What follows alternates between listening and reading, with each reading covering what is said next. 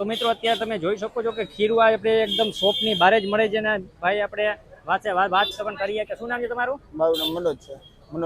મનોજભાઈ, આપણે શું શું રાખી છે અત્યારે? ખીરું રાખી છે બારે? આ ખીરું છે, ચટણી છે, ઢોકળાનું ખીરું રાખી છે, પછી આ પાલકના ઢોકળાનું ખીરું હોય છે, સ્ટીમ ઢોકળાનું. બરાબર. આ એક પાલકના ઢોકળાનું, એલું સ્ટીમ ઢોકળાનું છે. બરાબર. ટૂંકમાં અલગ અલગ પ્રકારના બે ઢોકળા તમે બનાવો હોય તો ખીરું અહીંથી મળી શકે. શું પ્રાઇસ છે આપણે? અને આ ઇડલી ઢોસાનું ખીરું છે. બરાબર. અને પ્રાઇસ છે એમાં એવું છે, આ છે 70 રૂપિયા કિલો. બરાબર. અને 80 રૂપિયા કિલો. 70 રૂપિયા કિલો ને 80 રૂપિયા કિલો.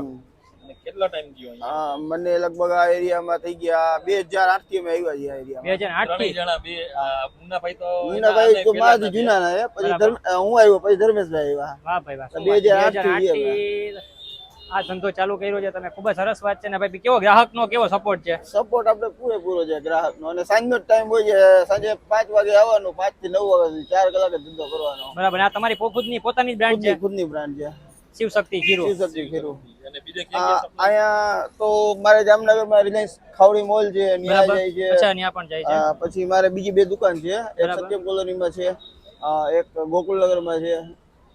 અને મતલબ ઘણું જૂનું છે મારે આ બધું. સ્ટાર્ટિંગ તો મતલબ કહેવાય ને તો જામનગરમાં કોઈને ખીરુંની ખબર નહોતી પડતી ને એ ટાઈમ જે મેં ખીરું વેચી. વાહ ભાઈ વાહ, શું વાત છે. 2006 માં મેં સ્ટાર્ટ કર્યું હતું. બરાબર. ત્યારે અમે માર્કેટિંગનો ધંધો કરતા સ્પેશિયલી. જામનગરમાં ક્યાંય ખીરું નહોતું મળતું. બરાબર. ત્યારે મેં સ્ટાર્ટ કર્યું હતું. બરાબર. અને આ ખીરું આપણું છે કેટલા ટાઈમ સુધી રહે? અત્યારે તો 5 દિવસ માટે રહે. 5 દિવસ માટે રહે. 5 દિવસ ફ્રીજમાં રાખો એટલે 5 દિવસ સુધી કાંઈ ના થાય. કાંઈ ન થાય. બરાબર. ડેઈલી અમે તો ડેઈલી ફ્રેશ જ છે, લિમિટેડ સ્ટોક હોય.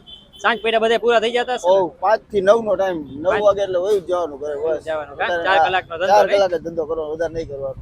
તો મિત્રો આ હતા મનોજભાઈ સાથે આપણે વાત કરી. ખરેખર વાત કરી શકાય તો રિલાયન્સમાં પણ એનું ખીરું જાય છે ને 2008 થી જે બિઝનેસ ચલાવે છે આ ફિલ્ડમાં. ઓમ તો મતલબ 2006 થી છે, બરાબર. પણ આ 2 વર્ષ તો માર્કેટિંગ નો ધંધો કર્યો. સ્ટાર્ટિંગમાં જામનગરની પબ્લિક ને કોઈને ખીરું એટલે શું ખબર નથી. સ્ટાર્ટિંગમાં ત્યારે ચામુંડા ખીરું સ્ટાર્ટ કર્યું હતું. બરાબર.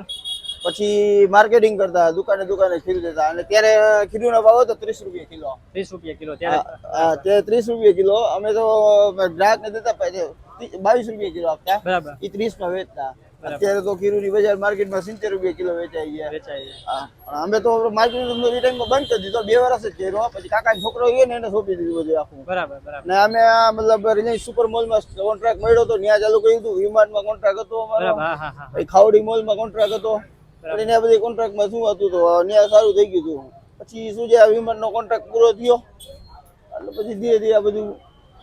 એક વસ્તુ મને નવીન જાણવા મળી કે આ જે પાલક ખીરું છે, મેં તો પહેલી વાર જોયું છે પાલક ખીરું. પાલકના ઢોકળાનું. પાલકના ઢોકળાના આપણે કોઈ દી ખાધા નથી અને કદાચ આપણે ટેસ્ટ કરશી કદાચ ક્યાંક ખાવા મળે તો. પણ આપણે આ પહેલી વાર આ એક વસ્તુ નવીન જાણવા મળી. પાલકના ઢોકળાનું હમણાં મહિનો દિવસથી ચાલુ કર્યું. અચ્છા અચ્છા, એવું છે.